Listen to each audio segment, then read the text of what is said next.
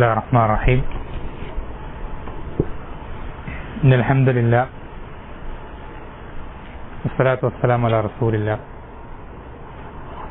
وعلى آله وصحبه أجمعين ومن اتبعهم بإحسان إلى يوم الدين أما بعد. അല്ലാഹു സുബ്ഹാനഹു വ തആല വജ്ഹ മാത്രം ഉദ്ദേശിച്ചുകൊണ്ട് സംസാരിക്കുവാനും കേൾക്കുവാൻ റബ്ബ് സുബ്ഹാനഹു വ തആല നാം ഓരോരുത്തരെയും സഹായിക്കുമാറാവട്ടെ.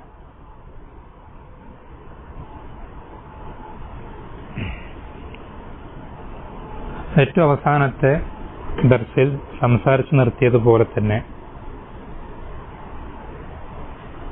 സലഫിയത്തിനെ സംബന്ധിച്ച് അല്ലെങ്കിൽ സലഫികളെ സംബന്ധിച്ച് സമൂഹത്തിൽ പ്രചരിപ്പിക്കപ്പെടുന്ന തെറ്റിദ്ധാരണകൾ, തൽബീസുകൾ അല്ലെങ്കിൽ ശുബ്ഹത്തുകൾ, അവയെ സംബന്ധിച്ച് വ്യക്തത വരുത്തുക എന്നുള്ളത് അറിവുള്ള കഴിവുള്ള ആളുകളെ സംബന്ധിച്ചിടത്തോളം ഫർദ് കിഫായ ആകുന്ന ബാധ്യതയാകുന്ന കാര്യമാണ്. അങ്ങനെ ഉള്ള തൽവീസുകളിൽ ഒരു പ്രധാനപ്പെട്ട ഏറെക്കുറെയൊക്കെ തൽബീസുകൾ ഒരുമിച്ച് വരുന്ന ഒരു സംസാരം അതിനെ സംബന്ധിച്ചാണ്, അല്ലെങ്കിൽ അതിൽ വന്ന പോയിന്റുകൾ അല്ലെങ്കിൽ അതിൽ വന്ന തൽബീസുകളെ സംബന്ധിച്ചാണ് നമ്മളിവിടെ സംസാരിച്ചുകൊണ്ടിരിക്കുന്നത്. ഏറ്റവും ആദ്യത്തെ 3 കാര്യങ്ങൾ ആണ് അവസാനം സംസാരിച്ചു നിർത്തിയത്. ഇനി അതിനുശേഷം 4ാമത്തെ കാര്യമായി അവരെടുത്തു പറയുന്ന അവർക്കും നമ്മൾക്കുമിടയിലുള്ള വ്യത്യാസമായി അവർ സൂചിപ്പിക്കുന്ന 4ാമത്തെ കാര്യം കേരളത്തിലെ വിസ്ഡം മുജാഹിദുകളോടുള്ള നിലപാട് എന്ന വിഷയമാണ്.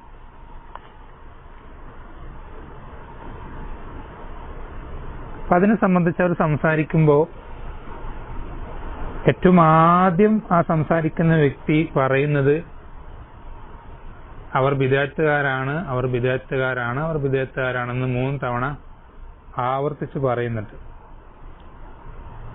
അതുവരെയും തൊട്ട് മുമ്പുള്ള സംസാരം വരേക്കും ഞങ്ങളുടെ ഭാഗത്തുനിന്ന് എന്ത് ചെയ്യില്ല, സ്വയമായ ഒരു കാര്യം പറയുകയില്ല. മശായിഖുമാരെന്തെങ്കിലും പറഞ്ഞു തന്നാൽ അത് ജനങ്ങൾക്ക് എത്തിച്ചു കൊടുക്കുക അല്ലെങ്കിൽ പറഞ്ഞു കൊടുക്കുക എന്നതേ ഞങ്ങൾക്ക് സ്വന്തമായൊരു അഭിപ്രായവും ഇല്ല എന്ന് വാക്ക് പറഞ്ഞ് ആവർത്തിച്ചതിന് തൊട്ട് ശേഷം അവർ ബിദ്അത്തുകാരാണെന്ന് 3 തവണ ആവർത്തിച്ചത് ഏത് പണ്ഡിതൻ പറഞ്ഞിട്ടാണെന്ന് അവിടെ പരാമർശിച്ചിട്ടില്ല. ഏതെങ്കിലും ഒരു പണ്ഡിതൻ ഈ സംഘടന ബിദ്അത്തുകാരാണ് എന്ന വിധി പറഞ്ഞതിന്റെ എന്തെങ്കിലും ഉദ്ധരണികളോ എന്തെങ്കിലും സംസാരങ്ങളോ എഴുത്തുകളോ ഒന്നും അവിടെ ഉദ്ധരിച്ചിട്ടില്ല. മറിച്ച് അദ്ദേഹം തന്നെ നേരിട്ട് എന്ത് ചെയ്യണം, അവർ ബിദ്അത്തുകാരാണെന്ന് 3 തവണ ആവർത്തിച്ച് വിധി പറയാം. അതെന്താണ് അദ്ദേഹം അതിലൂടെ ഉദ്ദേശിക്കുന്നത്? ആരെങ്കിലും പറഞ്ഞത് അവിടെ ഉദ്ധരിക്കാത്തതാണോ, അതല്ല അദ്ദേഹം തന്നെ സ്വയം അതിൽ വിധി പറഞ്ഞതാണോ എന്ന് വ്യക്തമാക്കുന്നത് നന്നാവും.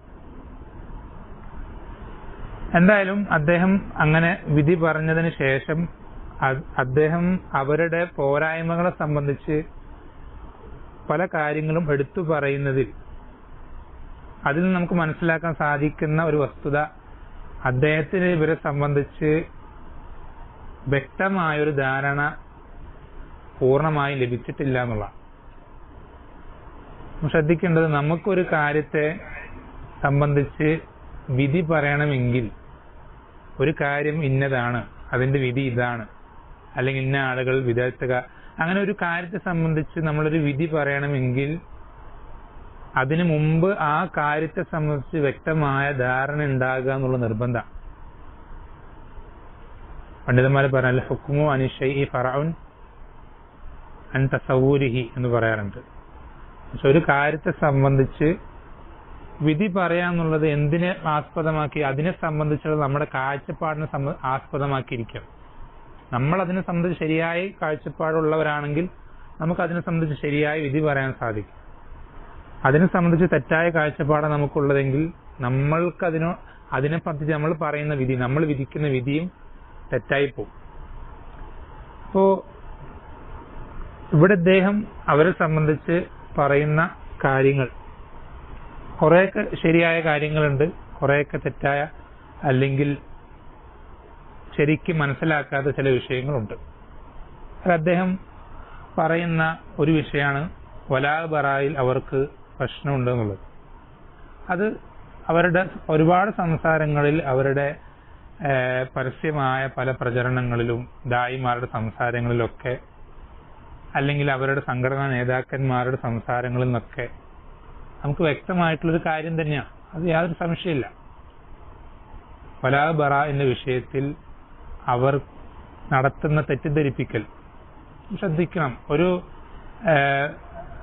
ദീൻ പഠിപ്പിച്ചു തന്ന ഒരു അടിസ്ഥാനവും ദീൻ എതിർക്കുന്ന മറ്റൊരു അടിസ്ഥാനവും, ഇത് രണ്ടും തമ്മിൽ ഉള്ളൊരു കൂട്ടിക്കുഴക്കലാണ് ശരിക്കും ഇവരുടെ സംസാരങ്ങളിൽ, ഒട്ടുമിക്ക സംസാരങ്ങളും കാണാൻ സാധിക്കും.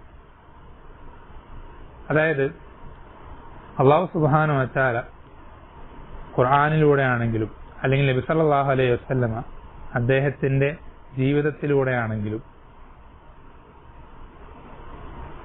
ഒരേ നാട്ടിലുള്ള കുഫറിന്റെ മില്ലത്തിന്റെ ആളുകൾ അവരോട് വർത്തിക്കുന്നതിന്റെ മര്യാദകളും വിധിവിലക്കുകളൊക്കെ നമ്മൾക്ക് വ്യക്തമായി പഠിപ്പിച്ചു തന്നിട്ടുണ്ട്. അവരോട് നമ്മൾക്ക് അധികാരമുള്ള സ്ഥലമാണെങ്കിൽ പോലും അവരോട് ദുൽമം ചെയ്യാൻ പാടില്ലെന്നും, അവരോട് ഏറ്റവും നല്ല രൂപത്തിൽ, അതായത് അവർക്ക് ഈ ദീനിനോട് അടുപ്പം തോന്നാൻ ഉതകുന്ന രൂപത്തിൽ അവരോട് ഇടപഴകുന്നത് വളരെ നല്ലതാണ്. ഇങ്ങനെ ഒരുപാട് വിധിവിലക്കുകൾ ഈ വിഷയത്തിൽ നമുക്ക് പഠിപ്പിച്ചു തന്നിട്ടുണ്ട്. അതേ സന്ദർഭത്തിൽ തന്നെ അള്ളാഹുവിന്റെ മാർഗത്തിൽ അവരെ ഇഷ്ടപ്പെടാതിരിക്കണമെന്നും, അവരെ ഒരു ദീനുള്ള ഒരാളെ ഇഷ്ടപ്പെടുന്നത് പോലെ ഇഷ്ടപ്പെടാൻ പാടില്ലെന്നും ഒക്കെ എന്ത് ചെയ്തിട്ടുണ്ട്, വ്യക്തമായി പഠിപ്പിച്ചു തന്നിട്ടുണ്ട്. പക്ഷെ ഇവരുടെ സംസാരങ്ങളിൽ പലപ്പോഴും ഈ വിഷയത്തിൽ ഒരു തൽബീസ് വ്യക്തമായി പ്രകടമായി കാണാൻ സാധിക്കും.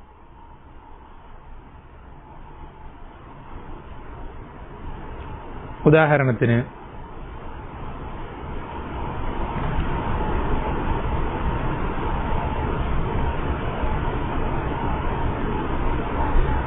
ഇവരുടെ നേർപദം അല്ല, ഇവരുടെ വഴിവിളക്ക് എന്ന ഒരു സീരീസ്, അതിലിവർ പറയുന്നത് ഒരു ഹദീസ് എടുത്തു കൊടുത്തിട്ട് യസ്സിറു വലാ തുഅസ്സിറു എന്ന ഹദീസ്, അത് പറഞ്ഞിട്ട് അവരതിന്റെ ആകത്തുകയായി അല്ലെങ്കിൽ അതിന്റെ ക്യാപ്ഷനായി അവരുടെ വിസ്ഡം യൂത്ത് എന്നുള്ള ചാനലിൽ അവർ പ്രചരിപ്പിക്കുന്നത്, ശ്രദ്ധിക്കണം, അവരുടെ വാക്ക് ഇങ്ങനെയാണ്: അകലാനല്ല, പരസ്പരം അറിയാനും അടുക്കാനുമാണ് നാം ശ്രമിക്കേണ്ടത്. അതിന് മതമോ ജാതിയോ തൊലിയുടെ നിറമോ ഒന്നും നമുക്ക് തടസ്സമാകരുത്. ഈ ഇങ്ങനെയുള്ള സംസാരങ്ങള് പ്രത്യക്ഷമായി ഒറ്റയടിക്ക് കേൾക്കുന്ന ഒരാൾ, പ്രത്യേകിച്ച് നമ്മുടെ നാട്ടിൽ എല്ലാ നിലയ്ക്കും എന്താ പറയാ മതേതരത്വവും അല്ലെങ്കിൽ എന്താ പറയാ മതസൗഹാർദ്ദവും ഒക്കെ എല്ലാ നിലക്കും, അത് മീഡിയകളിലൂടെ ആണെങ്കിലും അതുപോലെ തന്നെ വിനോദങ്ങൾ, സിനിമ സീരിയൽ പോലുള്ള വിനോദങ്ങളിലൂടെ ആണെങ്കിലും എല്ലാ അർത്ഥത്തിലും എല്ലാ നിലക്കും ഈ ഒരു കാര്യം ജനങ്ങൾക്കിടയിലേക്ക് പ്രചരിപ്പിക്കുന്ന ഈ ഒരു സാഹചര്യത്തിൽ ഇങ്ങനെ ഒരു സംസാരം സംസാരിച്ചാൽ അതുകൊണ്ട് എന്ത് ഫലമാണ് ഉണ്ടാവുക എന്നുള്ളത് ആലോചിച്ചാൽ മനസ്സിലാവുന്നേ ഉള്ളൂ. അതുപോലെ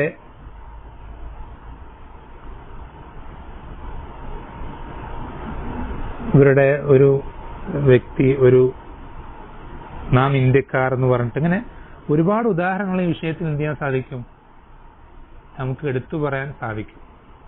ഈ വിഷയത്തിൽ അവർക്ക് എന്ത് ചെയ്തിട്ടുണ്ട്. അതുപോലെ തന്നെ ഇവരുടെ നേതാവ് ഒരിക്കൽ പറഞ്ഞ, നമുക്കൊക്കെ അറിയുന്ന കാര്യം, നമ്മൾ കണ്ട ഒരു വിഷയമാണ് എന്ത്, ജൂതന്മാരാവുമ്പോ നമ്മൾ ആ ജൂതായുസത്തെയാണ് എന്ത് ചെയ്യേണ്ടത്, വെറുക്കേണ്ടത്, ജൂതന്മാരെ വെറുക്കുക. ഇങ്ങനെ ഒരുപാട് ഉദാഹരണങ്ങൾ എന്ത് ചെയ്യാൻ സാധിക്കും ഇവരുടെ വലാവ് ബറാ വിഷയത്തിൽ നമുക്ക് ഇഷ്ടം പോലെ കാണാൻ സാധിക്കും. അത് വ്യക്തമായ ഒരു പ്രശ്നം തന്നെയാണ്. അതേപോലെ തന്നെ ഈ ഫാഷിസത്തിനെ എതിർക്കുക എന്ന രൂപത്തിൽ, ശ്രദ്ധിക്കണേ, ഫാഷിസം എന്ന അപകടത്തെ എതിർക്കുക, അതിനെ ചെറുത്തു നിൽക്കുക, അതിനെ പ്രതിരോധിക്കുക എന്ന പേരിൽ നമ്മൾ ശ്രദ്ധിക്കേണ്ടത് ദീനിൽ മതേതരത്വത്തിന്റെയും അല്ലെങ്കിൽ ഡെമോക്രസിയുടെ ഒക്കെ സ്ഥാനം നമുക്കറിയാം. അതെന്താണ്? രണ്ട് തിന്മകൾ അതിലേതെങ്കിലും ഒന്ന് നിർബന്ധമായി നമുക്കിതിലേതെങ്കിലും ഒന്ന് ചെയ്യാതെ നിവൃത്തിയില്ലാത്തൊരു സാഹചര്യമാണെങ്കിൽ അതിലേറ്റവും ചെറിയ തിന്മ തിരഞ്ഞെടുക്കുക എന്നുള്ള മാനദണ്ഡമാണ് ഈ വിഷയത്തിൽ ആ സമീപനം നമുക്ക് ഉണ്ടാവേണ്ടത്. രണ്ട് തിന്മകളിൽ ഒഴിച്ചുകൂടാൻ സാധിക്കാത്ത രണ്ട് കാര്യങ്ങളിൽ ഏറ്റവും അപകടം കുറഞ്ഞ തിന്മ നമ്മൾ ഒഴിവാക്കുക. എന്തിനു വേണ്ടി?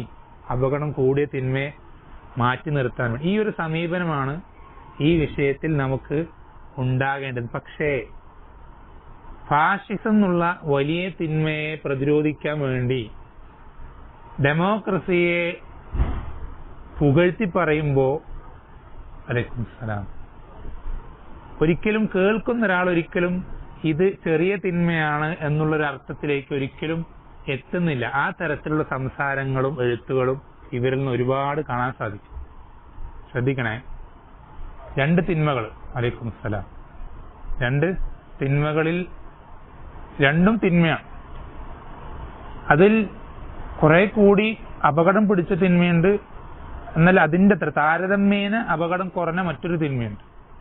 ഇത് രണ്ടിലേതെങ്കിലും ഒന്ന് ചെയ്തേ മതിയാവുകയുള്ളൂ സാഹചര്യത്തിൽ എന്താ ചെയ്യേണ്ടത്?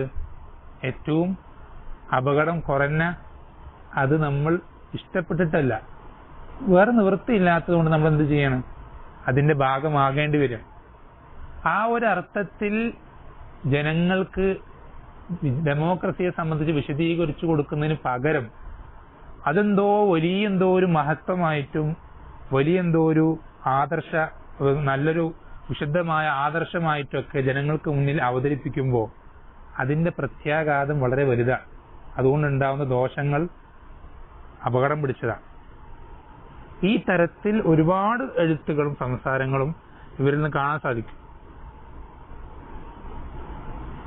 ഒരു പൂന്തോട്ടത്തിലെ പൂക്കൾ പോലെയാണെന്നൊക്കെ ഇഷ്ടംപോലെ ഇങ്ങനത്തെ ഒരുപാട് കാര്യങ്ങൾ ഇവരിൽ നിന്ന് ഈ വിഷയത്തിൽ കാണാൻ സാധിക്കും. അപ്പൊ അതിനെ പ്രതിരോധിച്ചിട്ട് ഒരുപാട് അതിനുവേണ്ടി പണിയെടുക്കാൻ അതൊരു ഹൈറല്ല, ശ്രദ്ധിക്കണം.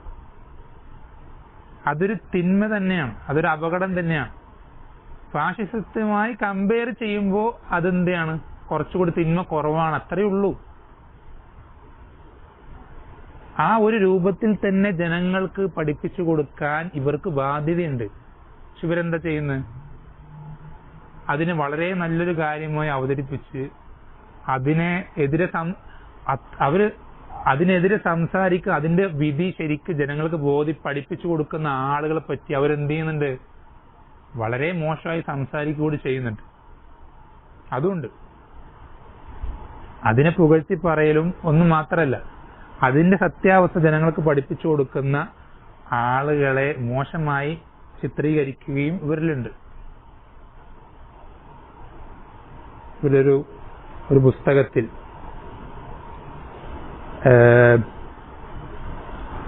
ഇന്ത്യയിൽ നിന്ന് ഹിജ്റ പോകണമെന്നോ എന്നാണ് അതിന്റെ പുസ്തകത്തിന്റെ പേരെന്ന്.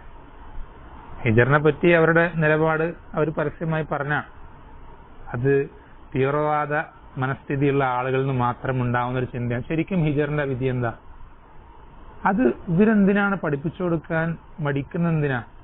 നമ്മൾ ഒരിക്കലും ഈ തീവ്രവാദികളും അല്ലെങ്കിൽ ഖവാരിജുകൾ പറയുന്ന പോലെ ഇവിടെ നിന്ന് ഹിജ്റ പോലെ മതിയാവുള്ളൂ എന്ന് നമ്മൾ ഒരിക്കലും ആരും പറയുന്നില്ല.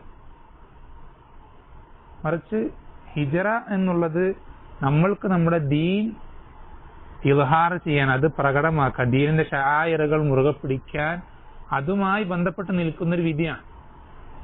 അതിന് നമ്മൾക്ക് സാധിക്കാത്തൊരു സാഹചര്യത്തിലെ ഒരു നമ്മുടെ നാടെന്നല്ല ഏത് നാട്ടിൽ നിന്നാണെങ്കിൽ പോലും അതിന് ഒരു നാട്ടിൽ അതിൽ സാധിക്കുന്നില്ലെങ്കിൽ ആ നാട്ടിൽ നിന്ന് ഹിജ്റ പോൽ നിർബന്ധമാണ്. ഇപ്പൊ അങ്ങനെ സാധിക്കുന്നുണ്ട്, നമുക്കങ്ങനെ ദീനിന്റെ അടയാളങ്ങൾ മുറുകെ പിടിക്കാനും ജീവിക്കാനും സാധിക്കും. പക്ഷെ അതൊരു കുഫറിന്റെ നാടാണെങ്കിൽ ആ നാട്ടിൽ നിന്ന് ഹിജ്റ പോകുന്നതിന് വിധി എന്താ? മുസ്തഹബാണ്. ഇതൊന്നും അവരെന്ത് ചെയ്യുന്നില്ല, പഠിപ്പിച്ചു കൊടുക്കുന്നില്ല എന്ന് മാത്രമല്ല, അതിനെ സംബന്ധിച്ച് തെറ്റായൊരു ചിത്രം ജനങ്ങളുടെ മനസ്സിൽ ഇട്ട് കൊടുക്കുകയാണ്. ഒരു തീവ്രവാദത്തിന്റെ ഒരു കാര്യമായിട്ട് ഇങ്ങനെ ഒരുപാട് വിഷയം. അപ്പൊ ഈ ഞാൻ പറയാൻ വന്നത് ഈ പുസ്തകത്തിന്റെ പേര് തന്നെ ഇതാണ്, ഇന്ത്യയിൽ നിന്ന് ഹിജ്റ പോകണമെന്നോ ആണ് പുസ്തകത്തിന്റെ പേര്. അതില് അതിന്റെ ഗ്രന്ഥകർത്താവ് എഴുതുകയാണ്, ഇന്ത്യൻ ജനാധിപത്യം ത്വാഗൂത്താണെന്നും അതിനോട് സഹകരിക്കൽ ത്വാഗൂത്തിനോട് രാജിയാവലാണെന്നും അതിൽ നിന്ന് സഹായം സ്വീകരിക്കൽ ത്വാഗൂത്തിൽ നിന്ന് സഹായം സ്വീകരിക്കലുമാണെന്നുള്ള വിഷലിപ്തങ്ങളായ വാക്കുകൾക്ക് യാതൊരു അടിസ്ഥാനവുമില്ല എന്നാണ് കാണാൻ കഴിയുന്നത്. ആ വാദത്തിനെ എന്താക്കി പറഞ്ഞു? അത് വിഷലിപ്തമായ വാക്കുകളാണെന്ന് പറഞ്ഞു. നമ്മൾ ശ്രദ്ധിക്കണം, ഇത് വലിയ അപകടമാണ്. അതായത് ഇപ്പോ ഫാഷിസത്തിനെ ചെറുക്കാൻ വേണ്ടി ഇതിന്റെ വിധി ഒരാൾ പറയാതെ മറച്ചു വെക്കുക എന്നുള്ളത് പോലും ഗൗരവമാണ്. മറച്ചു വെക്കുക എന്നുള്ളത് മാത്രമല്ല, ഇവിടെ എന്ത് ചെയ്യാണ്, അതിനെ പ്രതിരോധിക്കുന്നു എന്ന് മാത്രമല്ല, ഒരു പടിയും കൂടി കടന്നിട്ട് അതിന്റെ ഹക്ക് ബോധ്യപ്പെടുത്തുന്നവരെന്ത് ചെയ്യാണ്, മോശക്കാരായി ചിത്രീകരിക്കും കൂടി ചെയ്യാം. ഗൗരവം കൂടിക്കൂടി പോവാണ്. വെറുതെ ആ വിഷയം മറച്ചു വെക്കുക എന്നുള്ളത് തന്നെ അങ്ങേയറ്റം ഗൗരവമുള്ള വിഷയമാണ്. പിന്നെ അതിനെ ന്യായീകരിച്ച് അതിനെ പ്രതിരോധിക്കുക എന്നുള്ളത് കുറച്ചും കൂടി ഗൗരവമുള്ള വിഷയമാണ്. അതിനേക്കാൾ ഗൗരവമുള്ള വിഷയമാണ് എന്ത്? അതിന്റെ സത്യാവസ്ഥ ബോധ്യപ്പെടുത്തി കൊടുക്കുന്ന ആളുകളെ മോശപ്പെടുത്തി സംസാരിക്കാം. ഇവിടെ പറയുന്ന വിഷലിപ്തമായ ഒരാശയമാണത്.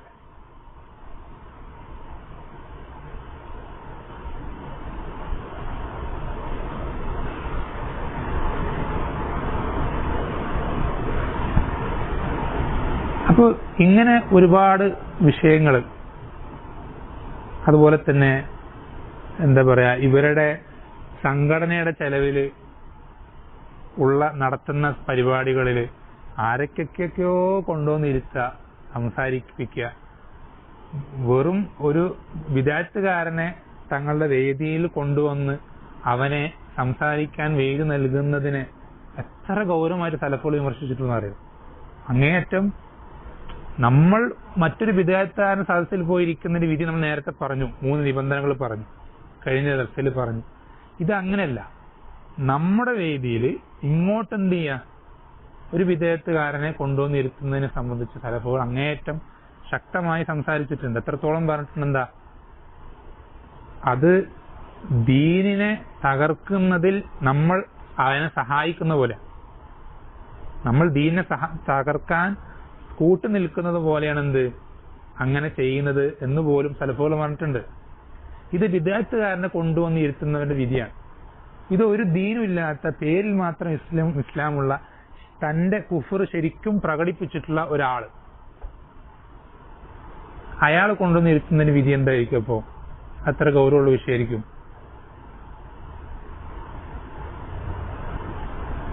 അങ്ങനെയുണ്ട്. അതിപ്പോ നിങ്ങൾ വിചാരിക്കുന്നുണ്ടാവും എന്തെങ്കിലും രാഷ്ട്രീയക്കാരെന്തെങ്കിലും, അതിലൊക്കെ അവർക്ക് എന്തെങ്കിലും മസ്ലഹത്ത് പറയാനുണ്ട്. ഇതിപ്പോ എന്തെങ്കിലും അധികാരികളോ അല്ലെങ്കിൽ എന്തെങ്കിലും പാർട്ടിയുടെ നേതാക്കന്മാരോ, അപ്പൊ നമ്മുടെ ദൈവത്തിനൊന്ന് സ്മൂത്തായി കൊണ്ടുപോകാൻ അവരൊന്ന് സുഖിപ്പിക്കുക എന്നുള്ളൊരു മസ്ലഹത്തൊക്കെ രാഷ്ട്രീയപരമായി സ്ഥാനം അലങ്കരിക്കുന്ന ആളുകളെ കൊണ്ടുവരുന്നതിൽ അവർക്ക് പറയാൻ പറ്റും. പക്ഷെ ഇങ്ങനത്തെ ഒരു രാഷ്ട്രീയപരമായ യാതൊരു പിടിപാടും ഇല്ലാത്ത, അല്ലെങ്കിൽ എന്തെങ്കിലും നേതൃത്വ സ്ഥാനമില്ലാത്ത ഒരാൾ ഇത്തരം സദസ്സുകളിൽ, അതും കാര്യപ്പെട്ട വിഷയം സംസാരിക്കാൻ അവരെ ഏൽപ്പിക്കുമ്പോൾ അതിന്റെ ഗൗരവം വളരെ വലുതാണ്. എന്താണ് അയാളുടെ പേര്? കെയിൻ കുഞ്ഞഹമ്മദ് എന്നോ അങ്ങനെന്തൊരാളാണ്.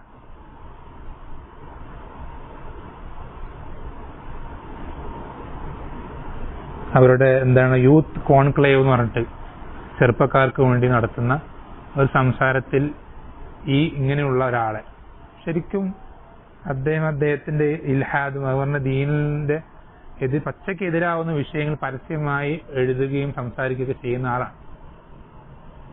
ഇങ്ങനെ ഒരുപാട് ആളുകൾ, ഒരുപാട് കാര്യങ്ങൾ. അതുപോലെ തന്നെ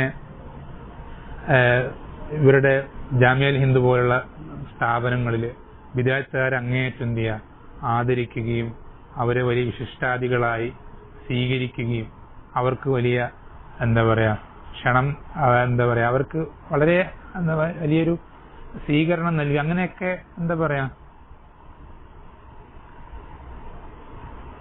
അങ്ങനെ ഒരുപാട് വിഷയങ്ങൾ ഇവരുടെ ഈ പോരായ്മകളായി മനഹജിയായി വ്യതിയാനങ്ങളായി എടുത്തു പറയാൻ ഒരുപാട് വിഷയങ്ങളുണ്ട്. ഒരുപാട്. ഇപ്പോൾ ഉദാഹരണത്തിന് നിരീശ്വരവാദത്തിനെതിരെ അതിനെ പ്രതിരോധിക്കാൻ വേണ്ടി ഇവർ തയ്യാറാക്കിയ ഒരു പ്ലാറ്റ്ഫോം ഉണ്ട്. അതിൽ ഇവരുടെ കൂടെ, അതായത് നിരീശ്വരവാദത്തിനെ പ്രതിരോധിക്കാൻ വേണ്ടി ഇവരുടെ കൂടെയുള്ള ആളുകൾ അങ്ങേയറ്റം വിദഅത്ത് കൊണ്ട് അറിയപ്പെട്ട ആളുകളാണ്. ശ്രദ്ധിക്കണേ,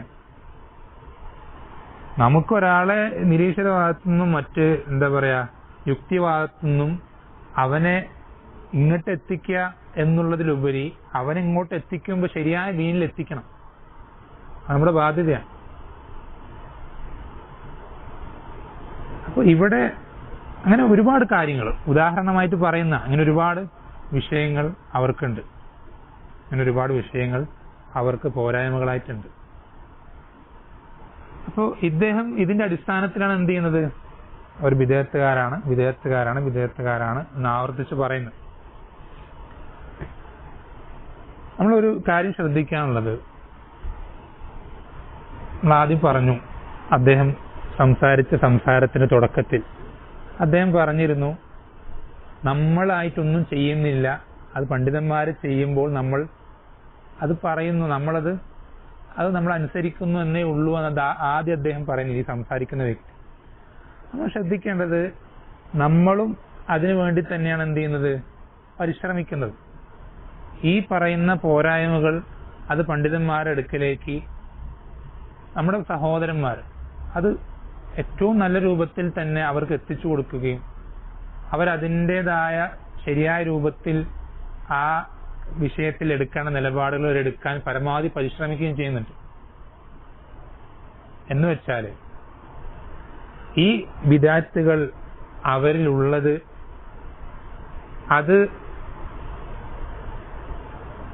അതിന് എടുക്കേണ്ട ശരിയായ നിലപാടെടുക്കാൻ അങ്ങേയറ്റം പരിശ്രമിക്കുന്നുണ്ട് നമ്മുടെ കൂട്ടത്തിലെ സഹോദരന്മാർ. എന്നുവെച്ചാൽ ഇവര് പറഞ്ഞതുപോലെ തന്നെ പണ്ഡിതന്മാർ ഈ വിഷയത്തിൽ ഒരു നിലപാടെടുക്കാൻ വേണ്ടി ആ നിലപാട് എന്താണെന്ന് ചോദിച്ചറിഞ്ഞ് അത് കാത്തിരിക്കുകയും അത് പഠിക്കുകയും ചെയ്യുന്നവരാണെന്ത് നമ്മുടെ കൂട്ടത്തിൽ. നമ്മളല്ലാതെ എന്ത് ചെയ്യുന്നില്ല, ഒറ്റയടിക്ക് നമ്മുടെ ഭാഗത്ത് തന്നെ നമ്മുടെ സ്വയം തന്നെ നമ്മൾ എന്ത് ചെയ്യുന്നില്ല, ഒരാൾക്കും വിധി പറയുന്നില്ല. ശ്രദ്ധിക്കണേ, നമ്മളായിട്ട് എന്ത് ചെയ്യുന്നില്ല, വിധി പറയാൻ നമ്മൾ ആളല്ല. നമുക്ക് എന്ത് ചെയ്യാൻ പറ്റും, അവരിൽ ഇന്ന വിദഅത്തുകളുണ്ട് എന്ന് പറയാൻ പറ്റുന്നല്ലാതെ ഒരു വ്യക്തിയെ സംബന്ധിച്ച് തഈൻ ചെയ്ത് നമ്മൾ വിദഅത്തുകാരാണെന്ന് പറയുമ്പോൾ നമുക്കതിന് പണ്ഡിതന്മാർ എന്ത് ചെയ്യേണ്ടതുണ്ട്, ആ വിഷയത്തിൽ മാതൃക കാണിച്ചു തരേണ്ടതുണ്ട്. അങ്ങനെ പണ്ഡിതന്മാരിൽ നിന്ന് ഒരു മാതൃകയ്ക്ക് വേണ്ടിയിട്ടാണ് എന്ത് ചെയ്യുന്നത്, പലരും കാത്തു നിൽക്കുന്നത്. അല്ലെങ്കിൽ അവരിൽ നിന്ന് എന്ത് നിലപാടാണ് ഉണ്ടാവുന്നത് എന്ന് പലരും എന്ത് ചെയ്യുന്നത്, പഠിക്കുകയും അന്വേഷിക്കുകയും ചെയ്യുന്നത്. അവരെ സംബന്ധിച്ചിടത്തോളം പണ്ഡിതന്മാരുടെ വിഷയത്തിൽ നമ്മൾ അവരോട് ഇറങ്ങിച്ചെല്ലുമ്പോൾ പണ്ഡിതന്മാരുടെ വിഷയത്തിൽ പരമാവധി എന്ത് ചെയ്യണം, സാവകാശം കാണിക്കുകയാണ് ചെയ്യുന്നത്. എന്തുകൊണ്ടാണ്? നമുക്ക് വേണമെങ്കിൽ ഇവർ ചെയ്യുന്ന പോലെ ഒറ്റയടിക്ക് വിദഅത്തുകാരാക്കിക്കൂടെ? രണ്ട് കാര്യങ്ങളുണ്ട്. ഒന്നാമത്തെ വിഷയം, ഒരാളെ വിദഅത്തുകാരാക്കുക എന്നുള്ളത് ഗൗരവമുള്ള വിഷയം. ഒരാളെ വിദഅത്തുകാരാക്കുക എന്നുള്ളത് അങ്ങേയറ്റം ഗൗരവമുള്ള ഒരു വിഷയമാണ്. ഇമാം അഹ്മദ് റഹ്മത്തുള്ളാഹി പറഞ്ഞില്ലേ, ഇഖ്റാജുൻ നാസി മിനസുന്നത്തി ഷദീദ്. ജനങ്ങളെ സുന്നത്തിൽ നിന്ന് പുറത്താക്കുക എന്നുള്ളത് ഷദീദാണ്, എന്നുവെച്ചാൽ കടുപ്പമുള്ള പ്രയാസമുള്ള കാര്യം, ഗൗരവമുള്ള വിഷയമാണ്. നമുക്ക് എടുത്തു ചാടി ചെയ്യാൻ പറ്റുന്ന, അല്ലെങ്കിൽ എന്താ പറയുക, ഒരു അവധാനത കാണിക്കാതെ ചെയ്യേണ്ടുന്നൊരു മസലയല്ല. രണ്ടാമത്തെ കാര്യം, നമ്മൾ എങ്ങനെയെങ്കിലും ആളുകളെ പരമാവധി സലഫിയത്തിൽ നിന്ന് പുറത്താക്കി അങ്ങനെ ഒരു ഉദ്ദേശമല്ല നമുക്കുള്ളത്. മറിച്ച് നമുക്ക് പരമാവധി ആളുകൾ എങ്ങനെയെങ്കിലും എന്ത് ചെയ്യുക, സലഫിയത്തിൽ പ്രവേശിക്കുക, സലഫിയത്ത് അവരെ തെറ്റിദ്ധരിച്ച് സലഫിയത്തിലേക്ക് മടങ്ങി വരിക എന്നുള്ളൊരു നിയത്താണ് നമുക്കുള്ളത്. പിന്നെ മറ്റൊരു കാരണം എന്താ വെച്ചാൽ, ശ്രദ്ധിക്കേണ്ട പോയിന്റ് എന്താണെന്ന് വെച്ചാൽ,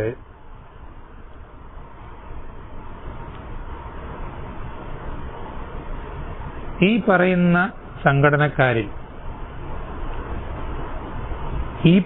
നമ്മൾ ഈ നേരത്തെ സൂചിപ്പിച്ച പോരായ്മകൾ ഇല്ലാത്ത ആളുകളുമുണ്ട്. ശ്രദ്ധിക്കണേ, ഈ പറയപ്പെട്ട സംഘടനയിൽ നേരത്തെ സൂചിപ്പിച്ച പോരായ്മകളിൽ ഏതും ഇല്ലാത്ത, എന്നാൽ ചില മസ്ലഹത്തുകൾ, അത് ചില സ്ഥാപനങ്ങൾ സ്വന്തമായുള്ള ആളുകളുണ്ട്, ചില പള്ളികൾ, ഇങ്ങനെ പലതരം മസ്ലഹത്തുകൾ ഉള്ളത് കൊണ്ട്, നിവൃത്തികേട് കൊണ്ട് അവരുടെ കൂടെ നിൽക്കുന്ന ഒരുപാട് ആളുകൾ നമ്മുടെ പരിചയത്തിൽ തന്നെ ഇഷ്ടം പോലെ ഉണ്ട്. ഇവരെ ഒന്നും നമുക്ക് എന്ത് ചെയ്യാൻ സാധിക്കില്ല, ബിദ്അത്തുകാരാക്കാനും സാധിക്കില്ല. മറ്റൊരു വിഷയമാണ്.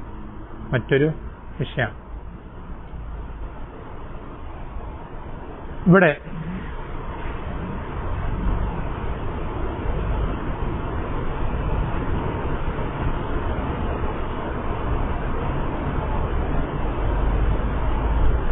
ശ്രദ്ധിക്കേണ്ട ഒരു കാര്യം,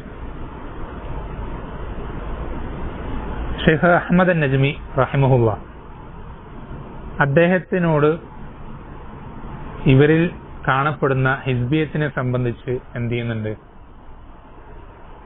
ഇത് ഹിസ്ബിയത്ത് അല്ലെ, അദ്ദേഹം പറയുന്നത് ഹിസ്ബിയത്ത് എന്നുള്ളത് ബിദ്അത്തായി കണക്കാക്കാൻ പറ്റുമോ, അല്ലെങ്കിൽ ഹിസ്ബിയത്തുള്ള സംഘടനയിലേക്ക് ചേർത്തി പറഞ്ഞാൽ ആ വ്യക്തിയെ ബിദ്അത്തുകാരനായി കണക്കാക്കാൻ പറ്റുമോ എന്നൊരു കാര്യത്തിന് അദ്ദേഹം ഈ ഫത്വ കൊണ്ടുവരാം. അതിൽ അദ്ദേഹം പറയുന്ന മറുപടി, ഹിസ്ബിയത്ത് തന്നെയാണെന്ത്, ഹിസ്ബിയത്ത് തന്നെ ഒരു ബിദ്അത്താണ്, ഹിസ്ബിയത്ത് തന്നെ ഒരു ബിദ്അത്താണ്. ശ്രദ്ധിക്കണം, അദ്ദേഹം ബാക്കി പറയുന്ന ഭാഗം ശ്രദ്ധിക്കണേ. മൻ റളിയ ബിഹ വസാറ ഫീ റികാബിഹ വനാസറ അസ്ഹാബഹ ഫഹുവ മുബ്തദിഉ. ആ ഹിസ്ബിയത്തിൽ ഒരാൾ തൃപ്തിപ്പെട്ട് അവരുടെ എന്താ പറയാ ആ വാഹനത്തിൽ സഞ്ചരിച്ച് അവരുടെ ആളുകളെ സഹായിക്കുകയും ചെയ്യുന്ന ഒരാളാണ് എന്ത് ചെയ്യും, അവൻ മുബ്തദിയാണ്, അവൻ ബിദ്അത്തുകാരനാണ്.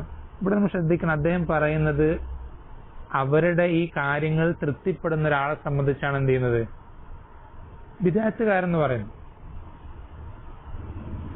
നമ്മൾ പറഞ്ഞു, നമുക്ക് തന്നെ വ്യക്തിപരമായി പല ആളുകളെയും ഇവരുടെ ഈ ഒരു കാര്യങ്ങളിലും തൃപ്തിയില്ലാത്ത, എന്നാൽ ചില മസ്ലഹത്തുകളുടെ പേരിൽ മാത്രം അവരുടെ കൂടെ നിൽക്കുന്ന ഒരുപാട് ആളുകൾ അവരുടെ കൂടെ ഉണ്ട്. അവരെ ഒന്നും നമുക്ക് എന്ത് ചെയ്യാൻ സാധിക്കില്ല, ബിദ്അത്തുകാരാക്കാൻ സാധിക്കില്ല, അത് അവരെ. പക്ഷെ ഈ പറയുന്ന ആളുകളെയോ, ഈ ഇത്തരം പോരായ്മകൾ കൊണ്ടു നടക്കുന്ന അല്ലെങ്കിൽ അത് സമൂഹത്തിൽ പ്രചരിപ്പിക്കുന്ന ആളുകളെയോ അവരെ നമ്മൾ ബിദ്അത്തുകാരാക്കാത്ത എന്തുകൊണ്ടാ, അത് നമ്മുടെ പണ്ഡിതന്മാർ അതിൽ അവധാനത കാണിക്കാൻ, പഠിക്കാൻ, വിഷയം പഠിക്കാൻ സമയം ആവശ്യപ്പെട്ടിട്ടുണ്ട്. അവരതിൻ്റെതായ നല്ല മാർഗങ്ങൾ അവരെന്ത് ചെയ്യുന്നുണ്ട്, സ്വീകരിക്കുന്നുണ്ട്.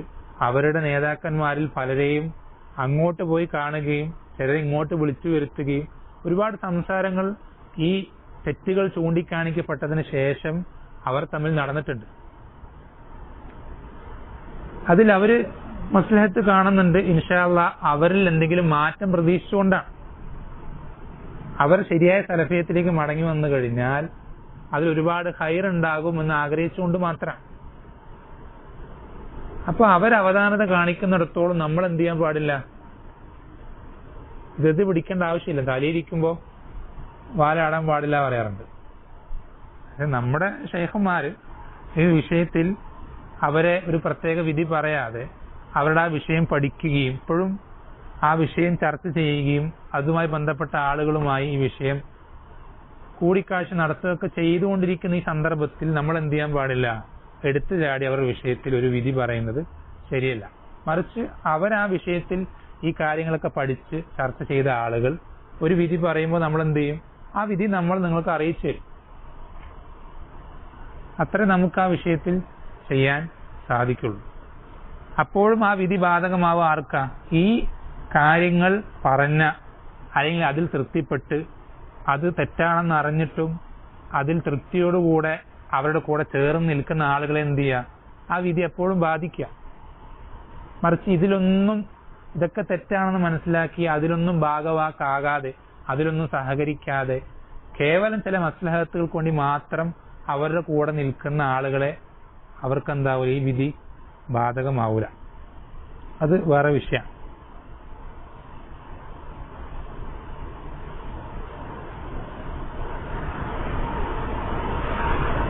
അപ്പോ അദ്ദേഹം എന്താണ്, നമ്മൾ ഈ വിഷയം പലപ്പോഴായി എന്ത് ചെയ്തിട്ടുണ്ട്? വിസ്റ്റം സംഘടനയ്ക്കെതിരെ നമ്മൾ അവരെ തബ്ദീഅ് ചെയ്യാൻ നമുക്ക് ആ വിഷയത്തിൽ പണ്ഡിതന്മാരുടെ മാതൃകയില്ലാത്തതുകൊണ്ട് നമ്മൾ തബ്ദീഅ് ചെയ്യുന്നില്ലെങ്കിൽ കൂടെ ആ വിഷയം പരാമർശിക്കുന്ന സന്ദർഭങ്ങളിലൊക്കെ അവരെ തൊട്ട് തഹ്ദീർ ചെയ്യാതിരുന്നിട്ടുണ്ടോ?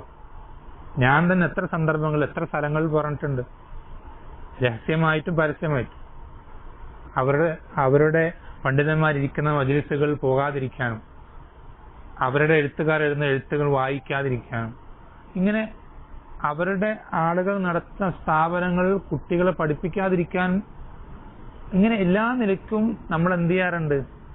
ശക്തമായി തഹ്ദീർ ചെയ്യാറുണ്ട്. നമുക്കതേ പറ്റുള്ളൂ. കാരണം എന്താ? നമുക്ക് ആ വിഷയത്തിൽ പണ്ഡിതന്മാരുടെ മുൻ മാതൃക നമുക്ക് കിട്ടിയിട്ടില്ല. നമ്മെക്കാൾ അറിവുള്ള, ഈ വിഷയത്തിൽ വ്യക്തമായ കാഴ്ചപ്പാടുള്ള, ഇവരിൽ പല ആളുകളും ഇവരുടെ നേതാക്കന്മാരിൽ പല ആളുകളുമായി നേരത്തെയും മറ്റുമൊക്കെയായി ബന്ധമുണ്ടായിരുന്ന ആളുകൾ അവരീ വിഷയം ഇപ്പോൾ കൂടിക്കാഴ്ച നടത്തുകയും പല വിഷയങ്ങൾ ചർച്ച ചെയ്യുകയും ചെയ്യുന്നുണ്ട്. ഇപ്പൊ നിലവിലെ കാര്യം ഞാൻ പറയാം. അത് അവർ ചെയ്ത് അവരൊരു തീരുമാനത്തിലെത്തുമ്പോൾ ആ തീരുമാനം എന്ത് ചെയ്യും? നമ്മൾ സ്വീകരിക്കും. നമ്മൾ എങ്ങനെയാണ് എന്ത് ചെയ്യുക? ആ വിഷയത്തിൽ നിലപാടെടുക്കാൻ ഉദ്ദേശിച്ചിട്ടുള്ളത് അല്ലാഹു ആലം. അതാണ് ഏറ്റവും ശരിയായ നിലപാടെന്നാണ് മനസ്സിലാക്കിയിട്ടുള്ളത്. പിന്നെ ഈ എന്താ പറയാ, കുറെ വിഷയങ്ങൾ അതിൽ വരുന്നുണ്ട്. ഞാൻ എന്താ പറയാ, അതിന്റെ പ്രധാനപ്പെട്ട കാര്യങ്ങൾ മാത്രം സൂചിപ്പിച്ചു പോവാണ്.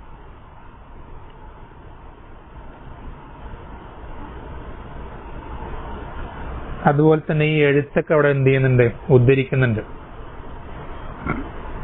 സഹോദരൻ നിയാസ് ബിൻ ഖാലിദിന്റെ എഴുത്ത് അദ്ദേഹം പറയുന്നത് കാടടച്ച തബ്ദീഅ് സലഫികളുടെ മാർഗമല്ല. അത് എന്താ പറയാൻ കാരണം എന്താ? നമുക്ക് ഈ പണ്ഡിതന്മാരുടെ കൃത്യമായ എന്ത് വേണം? നമുക്ക് എന്ത് ചെയ്യാം? മുത്തലക്കായിട്ട് പറയാം. ഒരാളിൽ ഇത് ഹിസ്ബിയത്ത് ബിദഅത്താണ്, ഹിസ്ബിയത്തുള്ളവരൊക്കെ മുബത്തദീങ്ങളാണ്. നമുക്കങ്ങനെ മുത്തലക്കനായിട്ട് പറയുന്നതും തഈൻ ചെയ്ത് ഇന്ന ആൾക്കാര് വിസ്റ്റംകാര് ബിദഅത്തുകാരാണ് അങ്ങനെ പറയുന്നത് തമ്മിൽ വ്യത്യാസമുണ്ട്.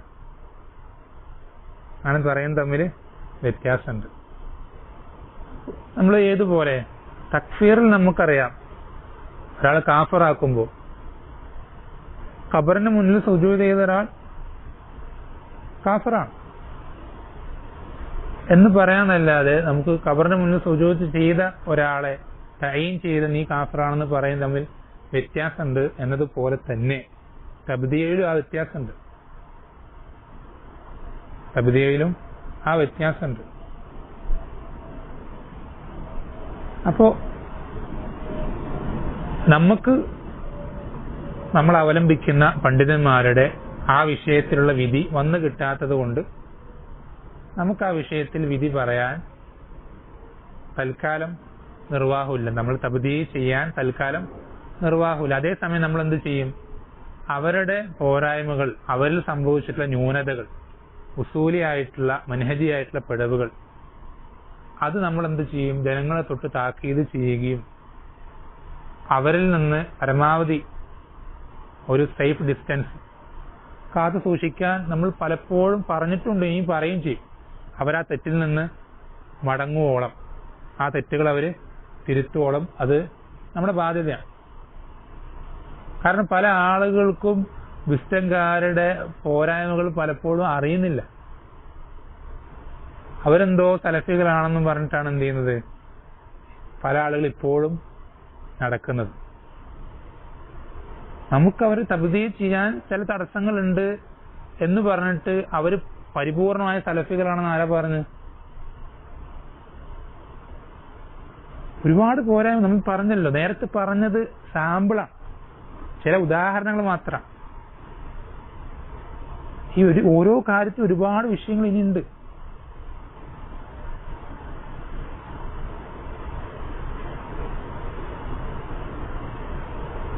അപ്പോ നമ്മെ സംബന്ധിച്ചിടത്തോളം അവരെ തഹ്ദീർ ചെയ്യുക എന്നുള്ളത് എന്താ? നിർബന്ധമാണ്. ഇനി ആ പണ്ഡിതന്മാരുടെ വിഷയത്തിൽ ഒരു വിധി പറഞ്ഞു കഴിഞ്ഞാൽ അത് അനുകൂലമാണെങ്കിലും പ്രതികൂലമാണെങ്കിലും നമ്മൾ ആ വിധിക്ക് എന്ത് ചെയ്യുക? അതിനാണ് പ്രാധാന്യം കൊടുക്കുക. അങ്ങനെ ഒരു വിധി പണ്ഡിതന്മാർ പഠിച്ച് അവധാനതയോടുകൂടെ പറയുന്നത് വരേക്കും നമുക്ക് ആ വിധിക്ക് വേണ്ടി കാത്തു നിൽക്കുക എന്നുള്ളതല്ലാതെ യാതൊരു നിർവാഹവുമില്ല. അല്ലെങ്കിൽ ഈ പറഞ്ഞ വ്യക്തി തന്നെ പറയട്ടെ, ഏത് പണ്ഡിതനാണ്?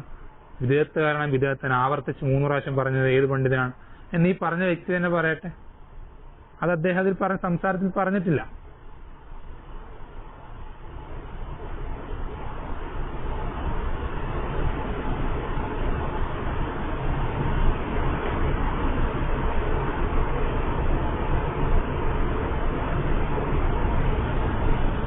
അതുപോലെ തന്നെ എന്താ പറയാ,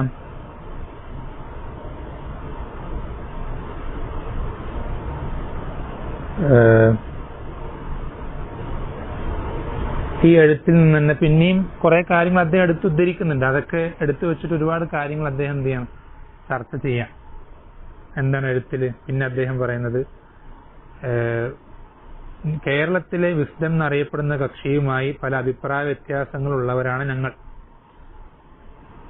എന്നാൽ ആ സംഘടനയുമായി സഹകരിക്കുന്ന ആരൊക്കെയുണ്ടോ അവരെല്ലാവരും മുബത്തദീങ്ങളാണെന്ന് ഞങ്ങൾക്ക് അഭിപ്രായമില്ല. സഹോദരൻ നിയാസിന്റെ എഴുത്താണ്. അത് നമ്മൾ നേരത്തെ പറഞ്ഞു. ആ അർത്ഥത്തിൽ നേരത്തെ പറഞ്ഞ പോരായ്മകൾ അതിലൊന്നുപോലും ഇല്ലാത്ത,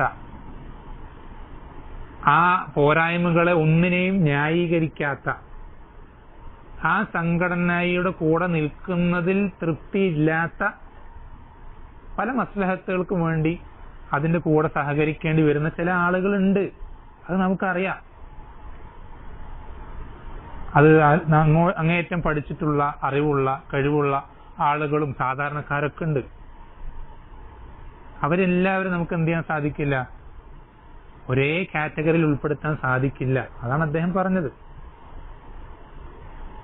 ആ പോരായ്മകൾ സമൂഹത്തിൽ പ്രചരിപ്പിക്കുന്ന അതിന്റെ വക്താക്കളായിട്ടുള്ള ആളുകൾ, അതിനെ തൃപ്തിപ്പെടുന്ന, അതറിഞ്ഞിട്ടും അവരുടെ കൂടെ നിൽക്കാൻ ഇഷ്ടപ്പെടുന്ന ആളുകൾ, അതൊന്ന് വേറെ, അവരുടെ വിധി വേറെ തന്നെ. എന്നാൽ അങ്ങനെ അല്ലാത്ത വേറൊരു ആളുകൾ, വേറൊരു വിഭാഗമുണ്ട്, ചെറിയൊരു വിഭാഗം, അവരുടെ വിധി വേറെയാണ്. രണ്ടും രണ്ടാണ്.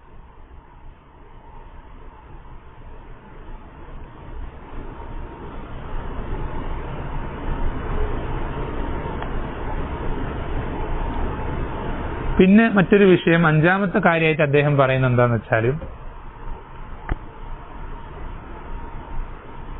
അൽ അംറു ബിൽ മാറൂഫ് വൻ നഹി അനിൽ മുൻകർ എന്ന സുന്നത്ത് ജമാഅത്തിന്റെ അടിസ്ഥാനത്തിലുള്ള പിഴവ് എന്ന് വെച്ചാൽ, നമ്മൾ ആരും നന്മ കൽപ്പിക്കുന്നുമില്ല, തിന്മ വിരോധിക്കുന്നുമില്ല.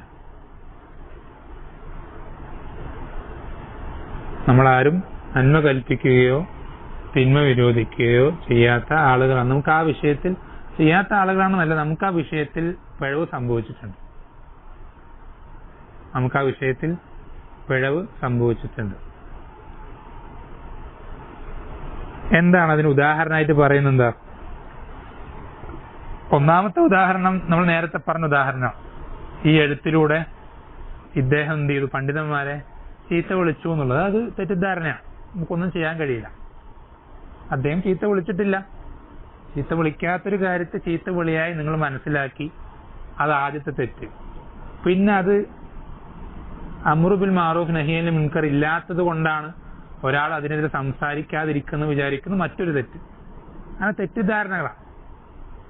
അതുപോലെ തന്നെ മറ്റൊരു വിഷയം അതിൽ ഉദാഹരണമായിട്ട് പറയുന്നത്, സഹോദരൻ സാജിദ് ബിൻ ഷരീഫ് അദ്ദേഹം എന്ത് ചെയ്യുന്നുണ്ട്, ഹഫിദുല്ലാ, ദാറുൽ ബിറിന്റെ കീഴിൽ എന്ത് ചെയ്യുന്നുണ്ട്, ദർസ് എടുക്കുന്നുണ്ട്. അതെന്താ പ്രശ്നം? എന്താ? ദാറുൽ ബിറും എന്തുപോലെയാണത്ര, ഇഹ്യാ തുറാസ് പോലത്തെ ഒരു സംവിധാനമാണ് എന്ത്, ദാറുൽ ബിർ എന്നാണ് ഇവർ പറയുന്നത്. അത് ദാറുൽ ബിറിനെ സംബന്ധിച്ച് അറിയാത്തതുകൊണ്ടാണ്. ദാറുൽ ബിറിനെ സംബന്ധിച്ച് അറിയാത്തത് കൊണ്ടാണ്. നിലവിൽ ദാറുൽ ബിർ ഇഹ്യാ തുറാസിന്റെ പോലത്തെ ഒരു അവസ്ഥയിലല്ല. അങ്ങനത്തെ ഒരു അവസ്ഥ ദാറുൽ ബിറിന് കൈവന്നു കഴിഞ്ഞാൽ നമ്മൾ പറഞ്ഞോളാം. നിലവിൽ ദാറുൽ ബിർ, ജംഇയ്യത്ത് ദാറുൽ ബിർ എന്നുള്ള ആ സംവിധാനം, ഇമാറാത്തിലെ UAE സംവിധാനം, അത് കുവൈത്തിലെ അല്ലെങ്കിൽ മറ്റുള്ള ഒരുപാട് ഇസ്ലാമിക രാജ്യങ്ങളിൽ ഫിത്ന പടർന്നു പിടിച്ച ഇഹ്യാ തുറാസ് പോലത്തെ ഒരു സംവിധാനമല്ല. ഇനി അങ്ങനത്തെ ഒരു ലൈനിലേക്ക് അത് മാറി വരികയാണെങ്കിൽ, ഇപ്പൊ ഇതുവരെ അങ്ങനെ ആയതായി അറിഞ്ഞിട്ടില്ല. ആ തരത്തിലുള്ള പ്രവണതകൾ, പ്രവർത്തനങ്ങൾ, ഇടപെടലുകൾ അവരുടെ ഭാഗത്ത് ഉണ്ടായിട്ടില്ല. അങ്ങനെ ഉണ്ടായതായി അല്ലെങ്കിൽ ആ രൂപത്തിൽ നമുക്ക് അറിവ് കിട്ടുകയാണെങ്കിൽ, എന്നിട്ടും അദ്ദേഹം അതിൽ തുടരുകയാണെങ്കിൽ, അപ്പോഴല്ലേ ഇത് പറഞ്ഞിട്ടില്ല എന്ന് പറയുന്നതിൽ അർത്ഥമുള്ളൂ, തിന്മ വിരോധിച്ചിട്ടില്ല എന്ന് പറയുന്നതിൽ കാര്യമുള്ളൂ.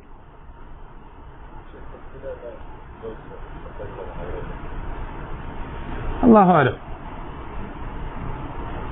അതങ്ങനെ ഇദ്ദേഹം അങ്ങനെ ആരൊരു പണ്ഡിതൻ സംസാരിച്ചു എന്ന് പറഞ്ഞിട്ട് അതിൽ പറയുന്നു, പരാമർശിക്കുന്നുണ്ട്. പക്ഷെ അദ്ദേഹം സംസാരിച്ചത് എന്താണ്, അതൊന്നും അത് പരാമർശിച്ചില്ല. അല്ലാഹു അലം. പക്ഷെ അത് സംസാരിച്ചിട്ടുണ്ടെങ്കിൽ പോലും അതിന്റെ സത്യാവസ്ഥ ഒരു പണ്ഡിതൻ സംസാരിച്ചു എന്നുള്ള തെളിവല്ലല്ലോ. അതിന്റെ ഹക്കീക്കത്ത്, സത്യാവസ്ഥ അറിയുന്ന ആളുകൾ നമുക്ക് അറിയിച്ചു തരുന്നത് എന്താ, നിലവിൽ അങ്ങനത്തെ ഒരു അവസ്ഥയല്ല എന്നുള്ള, നിലവിൽ അങ്ങനത്തെ ഒരവസ്ഥയല്ല എന്നുള്ളതാണ്.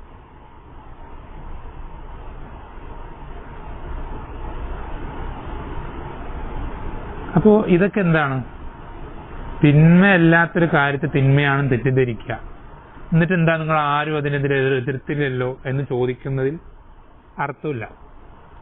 കാരണം അതെന്തല്ല, ശരിക്കുള്ള തിന്മയല്ല, തിന്മയെ നിങ്ങൾ എന്ത് ചെയ്താണ്, തെറ്റിദ്ധരിച്ചതാണ്. ഇനി അങ്ങനെ എന്തെങ്കിലും ആ വിഷയത്തിൽ ആർക്കെങ്കിലും ആ വിഷയത്തിൽ ഇന്ന എന്താ പറയാ ഇഹ്യാ തുറാസ് പോലെ തന്നെയാണ് തെളിയിക്കാനുള്ള തെളിവുകൾ ഉണ്ടെങ്കിൽ കൊണ്ടുവന്നാൽ നമുക്ക് എന്ത് ചെയ്യാം, അതുമായി ബന്ധപ്പെട്ട ആളുകൾ ആ വിഷയം ഉണർത്തുന്നതിൽ നമുക്ക് യാതൊരു പ്രശ്നമില്ല. അത് ഉണർത്താം, അതിനെ പോരായ്മകളിൽ ബോധ്യപ്പെടുത്തി കൊടുക്കാം. അതൊക്കെ പറ്റുന്ന കാര്യമാണ്, സ്വീകരിക്കാൻ പറ്റുന്ന വിഷയങ്ങളാണ്. എന്നുവെച്ചാൽ നമ്മളെന്തെങ്കിലും ആ വിഷയത്തിൽ, ദാറുൽ ബിറിന്റെ വിഷയത്തിൽ, അല്ലെങ്കിൽ പോട്ടെ നമ്മുടെ ഏതെങ്കിലും ഒരു വിഷയത്തിൽ എന്തെങ്കിലും ഒരു കാര്യം നമ്മൾ തെറ്റല്ല എന്ന് മനസ്സിലാക്കിയ കാര്യം തെറ്റാണെന്ന് നിങ്ങൾക്ക് എന്തെങ്കിലും തെളിവുകളോടുകൂടെ സൂചിപ്പിക്കാൻ സാധിച്ചാൽ സൂചിപ്പിച്ചോളൂ, യാതൊരു പ്രശ്നമില്ല. തെറ്റാണെന്ന് തെളിവുകളോടുകൂടി മനസ്സിലായി കഴിഞ്ഞാൽ തിരുത്താലോ, അല്ലെങ്കിൽ അതുമായി ബന്ധപ്പെട്ട ആളുകളെ ആ വിഷയം സൂചിപ്പിച്ച് എന്ത് ചെയ്യാലോ, ആ വിഷയത്തിൽ നിന്ന് അവരെ പിന്തിരിപ്പിക്കാനൊക്കെ പറ്റും. അതൊന്നും യാതൊരു പ്രയാസമുള്ള കാര്യമല്ല. നമ്മൾ ശ്രദ്ധിക്കേണ്ടത്, തൊട്ട് മുമ്പ് ഞാൻ നേരത്തെ പറയാൻ വിട്ടുപോയൊരു കാര്യമാണ്. ഇത് ഇങ്ങനെ ആവർത്തിച്ച് പറയുന്നുണ്ട്. എന്താ, ഇവര് വിസ്തംകാരുമായിട്ട് യാതൊരു, ഇവർക്ക് ആകെയുള്ള പ്രശ്നം, ഇവർക്ക് അഖീദ മനഹജായിട്ട് യാതൊരു വ്യത്യാസമൊന്നും അവരുമായിട്ടില്ല. അദ്ദേഹം പറയുന്നതാണ്, ആകെയുള്ള പ്രശ്നം എന്താ, സംഘടനാപരമായിട്ടുള്ള ചില വിഷയങ്ങൾ മാത്രം, സംഘടനാപരമായിട്ടുള്ള ചില വിഷയങ്ങൾ മാത്രമാണെന്നുള്ള. അങ്ങനെ ഒരു വിഷയം അല്ലെങ്കിൽ പിന്നെ എന്തിനാ അതിന്ന് ഇറങ്ങി വന്നുള്ള, ഇറങ്ങി വന്നത് ഇതിനു വേണ്ടി തന്നെയാണ്. സംഘടനയ്ക്കുള്ളിലാണെങ്കിൽ ഇതൊന്നും പറയാൻ പറ്റൂല. പറഞ്ഞാൽ എന്താവും, പുകഞ്ഞ കൊള്ളി പുറത്ത്, പുകഞ്ഞ കൊള്ളി നിങ്ങളൊന്ന് ആലോചിച്ച് നോക്കിയേ, ഈ പറയുന്ന നമ്മൾ നേരത്തെ പറഞ്ഞു ഇതിലൊന്നും തൃപ്തിയില്ലാത്ത, ഈ വിഷയങ്ങളോ ഒന്നും അഖീദയായിട്ട് സ്വീകരിക്കാത്ത, ഇതിലൊന്നും തൃപ്തിപ്പെടാത്ത കുറെ ആളുകൾ, അവരിൽ അറിവുള്ള ആളുകളൊക്കെ ഉണ്ട്. അവരിൽ ഒരാൾ പോലും ഈ വിഷയത്തിൽ സംസാരിക്കുന്നില്ല. ഈ പറഞ്ഞ പോരായ്മകളെ പറ്റി ഒന്നും, അതൊക്കെ ഇവർ പരസ്യമായി പബ്ലിക്കിൽ സംസാരിച്ചിട്ടും അവരിൽ ഒരാൾ പോലും അവരുടെ ചെറുവിരൽ പോലും അനക്കുന്നില്ല. എന്തുകൊണ്ടാ? ആ പോരായ്മയാണ്, സംഘടനയുടെ പോരായ്മ എന്ത് ചെയ്തത്? ആ സമയത്ത് സക്കറിയ സ്വലാഹ് റഹിമഹുല്ലാഹ് പറയുകയും അത് ഇവർ കൂട്ടാക്കാൻ തയ്യാറാവുമ്പോൾ അത് ഇറങ്ങിപ്പോയത് ഈ ഒരു കാരണം കൊണ്ടാ. പറയാനുള്ളത് പറയേണ്ടവരോട് പറയേണ്ടതുപോലെ പറയാൻ പറ്റൂല. ഏത്? ഇവരുടെ സംഘടന സെറ്റപ്പിൽ. അങ്ങനെ പറയാതെ മിണ്ടാതിരിക്കുന്നിടത്തോളം കാലം ശരിയായ സലഫിയത്തുമായിട്ട് എന്ത് ചെയ്യാൻ സാധിക്കില്ല? ആ സംഘടനയ്ക്ക് മുന്നോട്ട് പോകാൻ സാധിക്കില്ല. അതുകൊണ്ട് തന്നെയാണ് സംഘടന ഇറങ്ങി വന്നത്.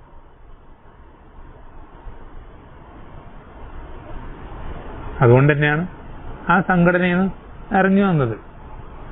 അല്ലാതെ ഇപ്പോ സംഘടനാ പ്രശ്നം അല്ലെങ്കിൽ എന്തെങ്കിലും അധികാരത്തിന്റെ എന്തെങ്കിലും സ്ഥാനമാനമൊക്കെ ആണെങ്കിൽ കേരളം വിസ്തു ഇറങ്ങി വിസ്തു ഒരു സംഘടന ഉണ്ടാക്കി സെക്രട്ടറിയും പ്രസിഡന്റൊക്കെ ആയ പോലെ നമുക്ക് അവിടെ സെക്രട്ടറിയും പ്രസിഡന്റൊക്കെ അവിടെ അല്ല. അങ്ങനെ ആണെങ്കിൽ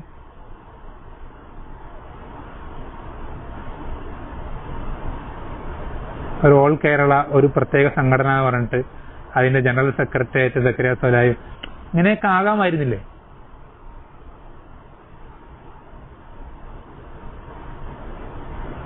അപ്പൊ ശ്രദ്ധിക്കേണ്ട വിഷയം എന്താണെന്ന് വെച്ചാല്, നമ്മളിൽ പല അബദ്ധങ്ങൾ സംഭവിച്ചിട്ടുണ്ടാകാം. പല വിഷയങ്ങളും ഇവർ ഈ സംസാരത്തിൽ പറയുന്ന ചില കാര്യങ്ങൾ, ഈ സംസാരം കേൾക്കുമ്പോൾ അങ്ങനെ ഒരു സംഭവം നടന്നിട്ടുണ്ടെന്ന് ഞാൻ അറിയും. അപ്പൊ അങ്ങനെ പല കാര്യങ്ങളും നമ്മൾ അറിയാത്തത് കൊണ്ട് പ്രതികരിക്കാതിരുന്നിട്ടുണ്ടാവും. പക്ഷെ നമ്മുടെ അറിവിൽ ആ വിഷയം എത്തിയിട്ടുണ്ടാവില്ല. അതുകൊണ്ട് നമ്മൾ അത് എന്ത് ചെയ്തിട്ടുണ്ടാവില്ല, പ്രതികരിക്കാതിരുന്നിട്ട്. അങ്ങനെ പല കാര്യങ്ങളും ഉണ്ടാകാം. പല പോരായ്മകളും പറ്റിയിട്ടുണ്ടാവും. മാനുഷികമാണ്. ഒരു പോരായ്മ, ഒരു അബദ്ധം സംഭവിക്കുന്നതും നമ്മുടെ മൻഹജ് തന്നെ അതാണെന്ന് പറയാൻ തമ്മിൽ വലിയ വ്യത്യാസമുണ്ട്. അപ്പോ അങ്ങനെ ഒരു തരത്തിലുള്ള പ്രയോഗം അതൊരിക്കലും എന്തല്ല, മറിച്ച് അംറു ബിൽ മാറൂഫ് നഹി അനിൽ മുൻകർ, അതിന് യാതൊരു തടസ്സവും ഉണ്ടാകരുത് എന്നുള്ള നിർബന്ധ ബുദ്ധി, വാശിയുണ്ട്. അത് സക്കറിയ സ്വലാഹ് റഹിമഹുല്ലാഹ്ക്ക് ആ ഒരു വലിയൊരു വാശി ഉണ്ടായിരുന്നുകൊണ്ട്, അത് വെറുതെ വാശി പിടിക്കല്ല, അത് ദീൻ പഠിപ്പിച്ച വാശിയാണ്. ആ വാശി പിടിച്ചത് കൊണ്ടാണ് അദ്ദേഹത്തിന് ഏറ്റവും മുതിർന്ന സ്ഥാനം, അല്ലെങ്കിൽ ഏറ്റവും എന്താ പറയുക ഉന്നതമായ സ്ഥാനം അവർ വകവെച്ചു കൊടുത്തിട്ടും അദ്ദേഹത്തെ സ്വീകരിക്കാതിരുന്നത് അതുകൊണ്ടാണ്. കാരണം ഈ ഒരു സംഘടന സെറ്റപ്പിൽ പോയാൽ പലതും പറയാതിരിക്കേണ്ടി വരും, കണ്ടില്ലെന്ന് അടിക്കേണ്ടി വരും എന്നുള്ള ബോധ്യം ഉള്ളത് കൊണ്ടായിരുന്നു അദ്ദേഹം അത് സ്വീകരിക്കാതിരുന്നു.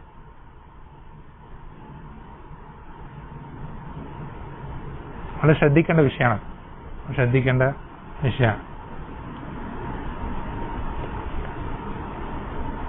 നമ്മളൊരു തിന്മ കണ്ടിട്ട് നമ്മൾ അതിനെതിരെ സംസാരിച്ചിട്ടില്ലെങ്കിൽ ശ്രദ്ധിക്കണം, അതിന്റെ അപകടം തിന്മ ചെയ്യുന്നവർക്ക് മാത്രമല്ല. വളരെ ശ്രദ്ധിക്കണം. നമ്മൾ എന്താ പറയാ, ഈ നബിമാരുടെ ചരിത്രങ്ങളിലൊക്കെ അലൈഹിമുസ്സലാം അവരുടെ സമൂഹങ്ങൾ നശിപ്പിക്കപ്പെടുമ്പോൾ നബിമാരും അല്ലെങ്കിൽ ഈമാൻ സ്വീകരിച്ച ആളുകളും അള്ളാഹു അവരെന്ത് ആ ശിക്ഷയിൽ നിന്ന് രക്ഷിക്കാറുണ്ട്. എന്തുകൊണ്ടത്? അതിനൊരു കാരണമുണ്ട്.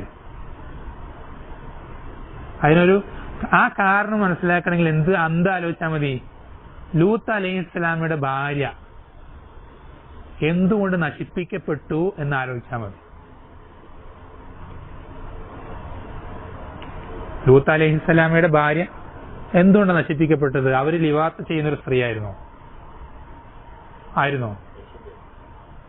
ഒരിക്കലല്ല. പക്ഷെ ലിവാത്ത് ചെയ്യുന്ന ആളുകളെ നശിപ്പിക്കുന്ന ആ ശിക്ഷ ഇറങ്ങുമ്പോ ആ ശിക്ഷ ആരെയും ബാധിക്കുകയാണ്? ലൂത്ത് അലൈഹി ഇസ്ലാമിയുടെ ഭാര്യയും ബാധിക്കില്ല. എന്തുകൊണ്ട്?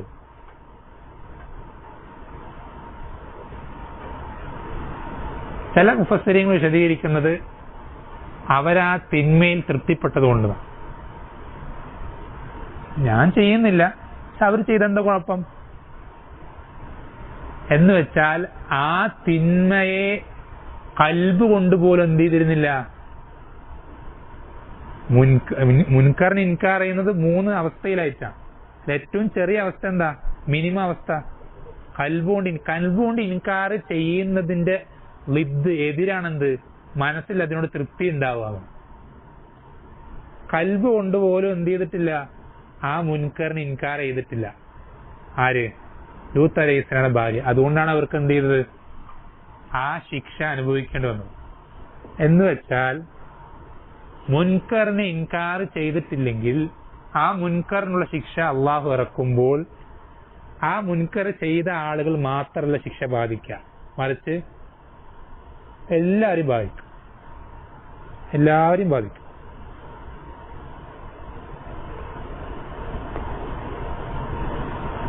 അത് വളരെ ഗൗരവമുള്ള വിഷയമാണ്. എന്ന് വെച്ചാൽ അവസാനിപ്പിക്കുകയാണ്. എന്നുവെച്ചാൽ നമ്മുടെ ആദർശം, നമ്മുടെ ദീന് അത് നിലനിൽക്കണമെങ്കിൽ അത് എന്താ പറയാ, ഇവിടെ നശിപ്പിക്കപ്പെട്ടു പോകാതിരിക്കണമെങ്കിൽ നമുക്ക് എന്തു കൂടിയേ മതിയാവും? സമൂഹത്തിൽ പരസ്യമായി നടക്കപ്പെടുന്ന തിന്മകളെ വിമർശിക്കുകയും എതിർക്കുകയും ചെയ്താലേ നമുക്കതിന് വേറൊരു നിവൃത്തിയില്ല, അല്ലാതെ വേറൊരു മാർഗവുമില്ല. വളരെ ഗൗരവമുള്ള വിഷയമാണ്. മാനസികമായിട്ടുള്ള പിഴവുകൾ ഈ വിഷയത്തിൽ സംഭവിക്കാമെന്നല്ലാതെ ആ ഒരു അടിസ്ഥാനത്തിൽ തന്നെ പിഴവ് സംഭവിച്ചു എന്ന് പറയുന്നത് ഒരിക്കലും അംഗീകരിക്കാൻ സാധിക്കുകയില്ല. നമ്മൾ ആ വിഷയം അറിഞ്ഞിട്ടുണ്ടാവില്ല, അതുകൊണ്ട് പ്രതികരിക്കാത്തതോ അങ്ങനെന്തെങ്കിലും മാനുഷികമായ കാരണങ്ങൾ കൊണ്ട് വിട്ടുപോകുന്നതല്ലാതെ നമുക്കങ്ങനെ ഒരാളെയും സുഖിപ്പിക്കേണ്ട ഒരു ആവശ്യവും ഇല്ല. അങ്ങനെ സുഖിപ്പിച്ച് ആരെയും പ്രയാസം അല്ലെങ്കിൽ ആരെയും വെറുപ്പ് സമ്പാദിക്കാതെ നിൽക്കാനായിരുന്നെങ്കിൽ പിന്നെ ഇപ്പൊ എന്തിനാ സംഘടനകളിൽ നിന്ന് ഇറങ്ങിപ്പോകുന്ന? എന്തിനാ ആ സംഘടനകളുടെ ഭാഗമാക്കാതിരിക്കുന്നതിൽ പിന്നെന്താ അർത്ഥമുള്ളത്?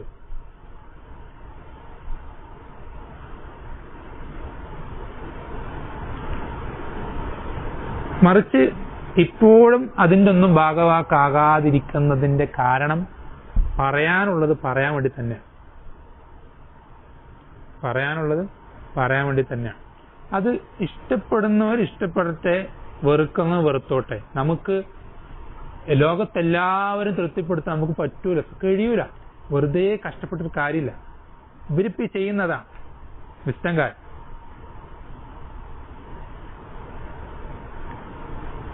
എന്തൊക്കെയോ ചെയ്തിട്ട് എവിടേക്കൊക്കെ എത്തി.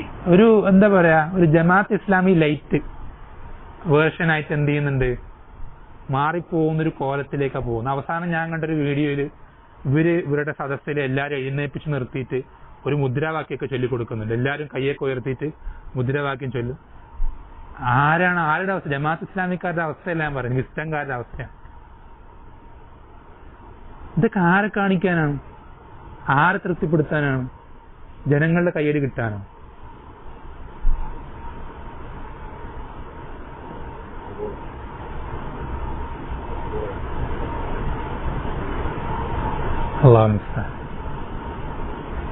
വലിയ അപകടമാണിത്. ജനങ്ങളുടെ തൃപ്തി, അള്ളാഹുവിനെ വെറുപ്പിച്ചിട്ട് ഒരാൾ ജനങ്ങളുടെ തൃപ്തി അന്വേഷിച്ചു കഴിഞ്ഞാൽ നബി സല്ലല്ലാഹു അലൈഹി വസല്ലം പറയുന്ന അള്ളാഹും വെറുക്കും, ജനങ്ങളും അവന് വെറുക്കും.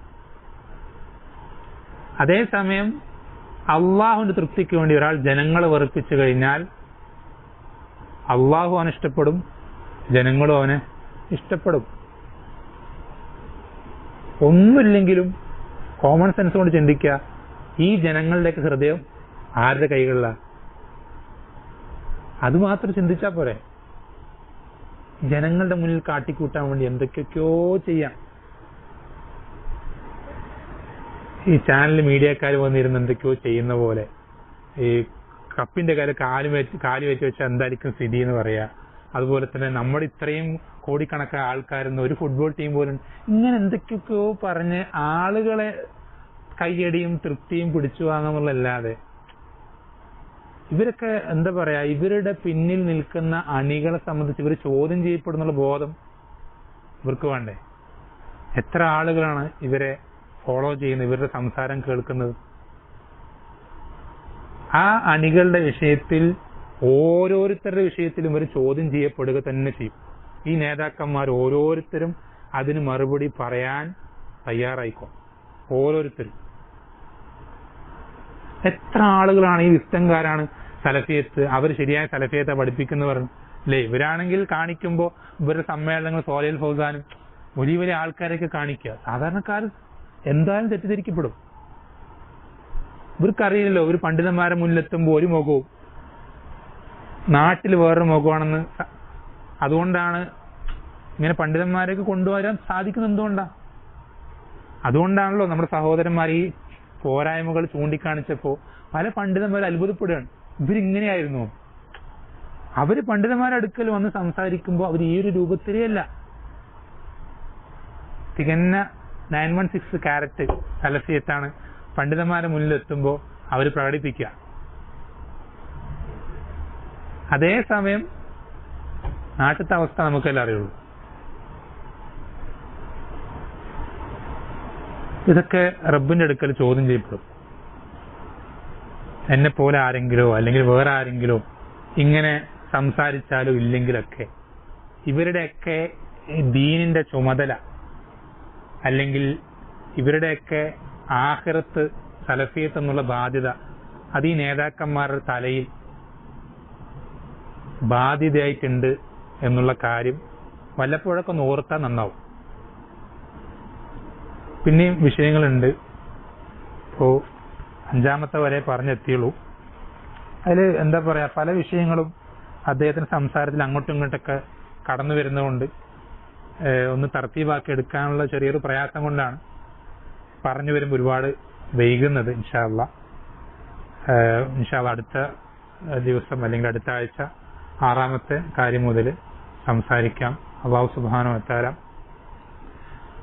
മറ്റൊരു ലക്ഷ്യമില്ലാതെ ഇത്തരം കാര്യങ്ങൾ സംസാരിക്കുകയും കേൾക്കുകയും മനസ്സിലാക്കുകയും പഠിക്കുകയും ചെയ്യാനും എന്തെങ്കിലും പോരായ്മകൾ വന്നിട്ടുണ്ടെങ്കിൽ അത് അങ്ങോട്ടാണെങ്കിലും ഇങ്ങോട്ടാണെങ്കിലും ഒക്കെ അത് തെളിവുകളുടെ അടിസ്ഥാനത്തിൽ മനസ്സിലാക്കുകയും തിരുത്തുകയും ചെയ്യാനുള്ള മനോഭാവം റബ്ബ് സുബ്ഹാനഹു വ തആല നമുക്കെല്ലാവർക്കും നൽകുകയും ശരിയായ സലഫിയത്തിലായിക്കൊണ്ട് റബ്ബ് തൃപ്തിപ്പെടുന്ന രൂപത്തിൽ അല്ലാഹു സുബ്ഹാനഹു വ തആല കണ്ടുമുട്ടുവാൻ റബ്ബ് സുബ്ഹാനഹു വ തആല നാം ഓരോരുത്തരെയും സഹായിക്കുമാറാവട്ടെ. അതിനിത്തരം സദസ്സുകൾ സബബുകളാക്കി തീർക്കുകയും ചെയ്യുമാറാവട്ടെ. സല്ലല്ലാഹു അലൈഹി വസല്ലം അലാ നബീന മുഹമ്മദിൻ വൽഹംദുലില്ലാഹി റബ്ബിൽ ആലമീൻ. സുബ്ഹാനക അല്ലാഹുമ്മ ബിഹംദിക അഷ്ഹദു അൻ ലാ ഇലാഹ ഇല്ലാ അൻത അസ്തഗ്ഫിറുക വ അത്തൂബു ഇലൈക്.